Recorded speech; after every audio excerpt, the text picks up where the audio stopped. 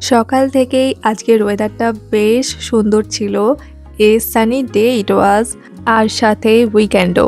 ঘুম থেকে উঠে এত সুন্দর একটা ওয়েদার দেখার পর বাড়িতে আর বসে থাকতে ইচ্ছাই করছিল না।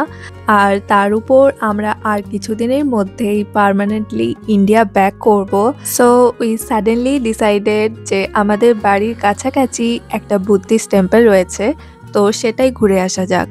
যদিও এর আগে ওখানে আমরা একবার গিয়েছিলাম, বাট তাও বাড়িতে বসে থাকার থেকে তো অনেক বেটার। এখন আমরা বাসে করে পোহাংয়ের সেন্ট্রাল বাস স্টপে যাচ্ছি। সেন্ট্রাল বাস স্টপ থেকে আমরা বাস চেঞ্জ করে বগিয়নসা যাব। তো এখন আমরা বাস চেঞ্জ করে নিয়েছি। আর এইটা হলো পোহাং স্টেশন। এই বাসটা পোহাং স্টেশনের উপর দিয়েই বগিয়নসা যায়। তবে বগিয়নসা অনলি বুদ্ধিস্ট টেম্পলের জন্যই ফেমাস নয়, হাইকিং আর ট্রেকিং এর জন্য বেশ ফেমাস। জায়গাটা নিজেই অনেক সুন্দর। এখানে প্রায় অনেকগুলো জলপ্রপাত রয়েছে, আর এই জলপ্রপাতগুলোর পাশ দিয়েই আপনাকে পাহাড়ে উঠে যেতে হবে। বাট বগিয়নসার সৌন্দর্য যদি আরো বেশি করে এনজয় করতে চাও তাহলে এপ্রিল থেকে মে মাসের মধ্যে আর অক্টোবর থেকে নভেম্বর মাসের মধ্যে আসতে হবে। আমরা যখন বগিয়নসা পৌঁছই তখন আরও একটা গ্রুপ এসেছিল ট্রেকিং করার জন্য। ট্রেকিং করার আগে ওরা হালকা করে ওয়ার্ম আপ করে নিচ্ছিল। সেখানে we are having some light tiffin, because আমরা বাড়ি থেকে বেরোনোর আগে কিছুই সেরকম খেয়ে আসিনি। তাই ভাবলাম একটু টিফিন করে নেওয়া বেটার, না হলে দেখা যাবে যে পাহাড়ে উঠতে উঠতে আমরা ডিজি ফিল করছি। এনিওয়ে, তবে ট্রেকিং আর হাইকিং এর জন্য এই জায়গাটা বেশ সুন্দর। সাথে বৌদ্ধ মন্দির, জলপ্রপাত আর জলরাশির পাশ দিয়ে সরু হওয়া পথ ধরে ধীরে ধীরে পাহাড়ের ওপর ওঠা। It was truly a wonderful experience. তো ঢোকার সময় তোমরা এই রকম এন্ট্রান্স গেটগুলো দেখতে পাবে। এইরকম প্রায় দুটো গেট রয়েছে। দেন কিছুটা হেঁটে আসার পর তোমরা টেম্পল এরিয়াটা দেখতে পাবে। টেম্পল এরিয়াটার ঠিক উল্টো দিকেই একটা ওয়াশরুমও রয়েছে, তো তোমরা ট্রেকিং করতে যাওয়ার আগে এখানে একবার ফ্রেশ হয়ে নিতে পারো। তারপর মন্দিরের পাশ দিয়ে যে রাস্তাটা রয়েছে ওটা দিয়ে এগিয়ে গেলেই হচ্ছে ট্রেকিং এর রাস্তা। ওই রাস্তা ধরে এগিয়ে যেতে যেতেই তোমরা প্রথমে জলপ্রপাতগুলো একটু একটু করে দেখতে পাবে।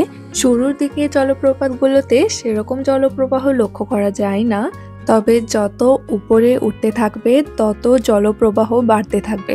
লাস্ট টাইম যখন আমরা এসেছিলাম সেটাও ছিল একটা সাডেন প্ল্যান, তো সেই জন্য হাতে আমাদের বেশি সময় নিয়ে আসা হয়নি, আর সেই জন্য পাহাড়ের শেষ পর্যন্তও যাওয়া হয়নি। মাঝপথ থেকেই আমাদের বাড়ি ফিরে যেতে হয়েছিল।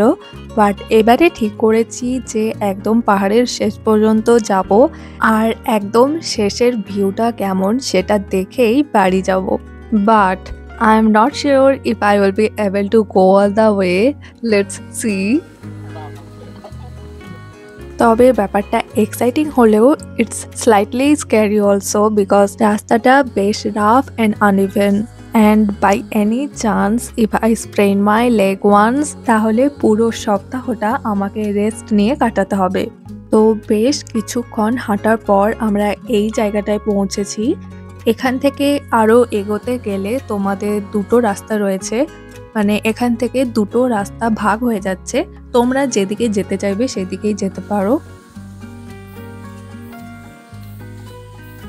একটা রাস্তা এরই সোজা চলে গিয়েছে, আর আরেকটা রাস্তা এরই ঠিক পাশ দিয়ে একটু উপরের দিকে উঠে যেতে হবে।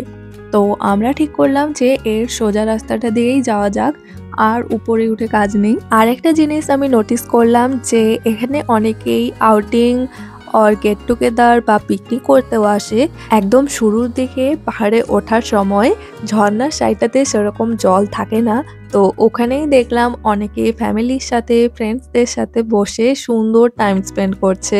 তো জায়গাটাকে এক কথায় অল ইন ওয়ান বলা যায়। ওকে, সো ফাইনালি হাঁটতে হাঁটতে আমরা একটা মেইন ঝর্ণার কাছে চলে এসেছি। এটা যদিও মেইন ঝর্ণা না, তবে অনেকটা হেঁটে আসার পর এটাই ফার্স্ট ঝর্ণা যেটা একটু বড় আর ভিজিবল। মানে এটাই ফার্স্ট ঝর্ণা যেটা আপনি ভালোভাবে উপলব্ধি করতে পারবেন। আর এর আগেরগুলো অনেক ছোট ছোট, সেগুলো অতটা ভালো বোঝা যায় না। তো সেইভাবে দেখতে গেলে এটা হচ্ছে ফার্স্ট মেইন ঝর্ণা। এর চারপাশের এনভায়রনমেন্টটা একবার দেখো, এত সুন্দর আর এত পিসফুল যে এখানে এসে একটু বসে সময় কাটালে আপনার সমস্ত রকমের স্ট্রেস আর হেডেক এমনি দূরে চলে যাবে। এর আগেরবারেও আমরা ঠিক এতটা পর্যন্তই এসেছিলাম, তারপর ব্যাক করে গেছিলাম। বাট এবারে আমরা উপরে যাব। এই যে এই সিঁড়িটা দিয়েই আমরা এখন উপরের দিকে উঠে যাচ্ছি আর দেখি উপরে আরো কি রয়েছে। ওপরে আসার পর দেখলাম ওপর থেকে ভিউটা আরো বেশি সুন্দর লাগছে। তো গিয়ে আমি একটা ছোট ক্লিপ নিয়ে নিচ্ছিলাম যে ওপর থেকে এই নিচের ঝর্ণাটার ভিউটা ঠিক কেমন লাগছে। এই ওপরের পার্টটা যদি আমি এই ভিডিওতে অ্যাড করি তাহলে এই ভিডিওটা আরো অনেক বেশি লম্বা হয়ে যাবে। তাই ওপরের পার্টটা আমি নেক্সট ভিডিওতে তোমাদের সাথে শেয়ার করব। সো বাই ফর নাও, সবাই ভালো থাকবেন ও সুস্থ থাকবেন।